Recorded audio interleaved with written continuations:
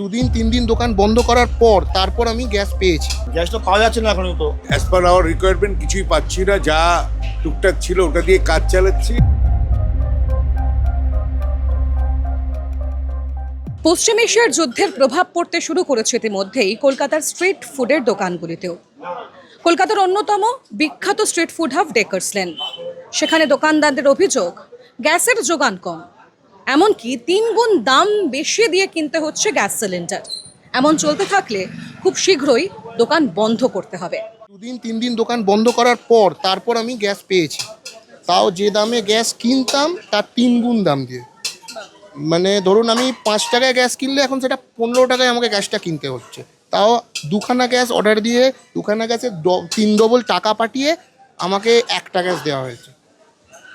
মানে কিরমভাবে এই পরিস্থিতি আর কতদিন, মানে আর মানে 1 সপ্তাহ যদি এরকম পরিস্থিতি চলে, আমাদের মতো ছোটোখাটো দোকানদার আমরা সার্ভাইভ করতে পারবো না।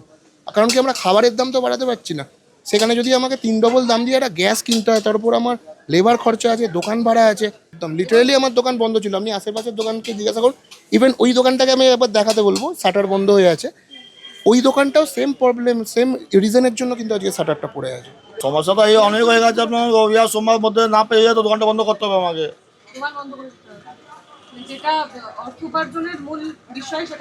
সেটাই বন্ধ করে দেবে। চিন্তা তো হচ্ছে, চিন্তাও নিশ্চয়ই হচ্ছে, সারা রাত ঘুম হচ্ছে না। এটা তো একদিনের কাজ নেই, এটা ডেইলি কাজ আছে, না করলে কী হবে? না পেয়ে বন্ধ করে দিতেই হবে। প্রতিদিনই ধর্মতলার জেমসিকে সরণি অর্থাৎ ডেকার্স লেনে খাবারের দোকানগুলিতে ভিড় জমান হাজার হাজার অফিস যাত্রী। এই রাস্তায় খাবারের দোকানও রয়েছে সারি সারি। বিক্রি এতটাই বেশি যে কোনো দোকানে প্রতিদিন প্রয়োজন পড়ে 2টি সিলিন্ডার, কারোর প্রয়োজন হয় 3টি। বর্তমান পরিস্থিতির জেরে সিলিন্ডার না মেলায় বাধ্য হয়েই খাবারের মেনুতে বদল আনতে হয়েছে, বাদ দিতে হয়েছে অনেক আইটেমও। যদিও পরিস্থিতি দ্রুত স্বাভাবিক হবে বলেই আশাবাদী ব্যবসায়ীরা।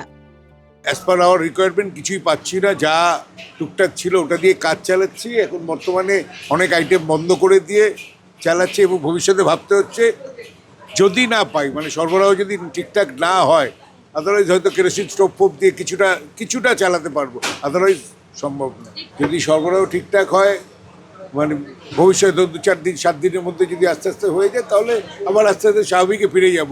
না হলে কমিয়ে দিতে হবে, যা ছিল ওই 2-3 দিন ধরে সব কমিয়ে হয়তো শেষও হয়ে এসছে। জানি না আর কি হবে ভবিষ্যতে। সবাই তো সমস্যা হচ্ছে, আমাদের আজ স্টকে আছে, এই চলছে এখন কাজ। আমাদের এখনো 15 দিন 1 মাস চলে যাবে। অভিযোগ কেউ পাচ্ছেন না সিলিন্ডার, কেউ আবার সিলিন্ডার পেলেও তাকে ডিলারদের থেকে বেশি টাকা দিয়ে কিনতে হচ্ছে। প্রত্যেকেই বলছেন খাবারের দাম বাড়ালেও এই সমস্যার সমাধান দ্রুত হবে না। পরিস্থিতি এমনই যে গ্যাসের জোগান না হলে দোকান বন্ধ রাখা ছাড়া অন্য উপায় থাকবে না।